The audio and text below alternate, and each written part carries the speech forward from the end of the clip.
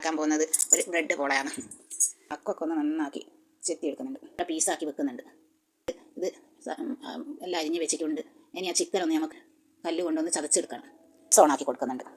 ലേശം വെളിച്ചെണ്ണ അതിലേക്ക് ഒഴിച്ച് കൊടുക്കണം. ഒന്ന് ചൂടായി വരുന്നവരെ വെയിറ്റ് ചെയ്യാം. ഇപ്പം ഞാൻ ഈ ഉള്ളി അതിലേക്ക് ഇട്ട് കൊടുക്കുന്നുണ്ട്. വേണ്ടി വരുന്നവരെ ഒന്ന് നന്നാക്കി ഇളക്കി കൊടുക്കണം.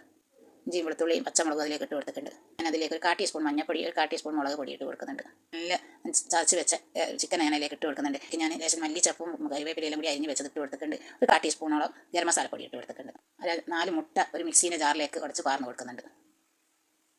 ഇനി ഞാനിത് അടിച്ചെടുത്തിട്ടുണ്ട്. ഇനി ഞാനൊരു ചെമ്പ് ഗ്യാസുമ്മേൽ വെച്ച് ചൂടാക്കുന്നുണ്ട്. ഞാനൊന്ന് ലേശം നെയ്യ് തടവി കൊടുക്കുക. നെയ്യ് ഇതൊക്കെ അടിച്ച് വെച്ച മുട്ട ഒന്ന് ലേശം അടി പാർന്ന് കൊടുക്കുക. അട്ടത്തിൽ ചുറ്റും വെച്ച് കൊടുത്തതിന് ശേഷം നമുക്ക് നടുക്കും വെച്ച് കൊടുക്കണം. ഇനി കൊടുക്കണം, ഫുള്ളായിട്ട് ഫില്ല് ചെയ്ത് കൊടുക്കുക. വെക്കാവും അപ്പാട് വെച്ച് കൊടുക്കണം. നിങ്ങൾ മുട്ടൻ്റെ അകത്ത് മുക്കിയിട്ട് വെച്ച് കൊടുക്കണം.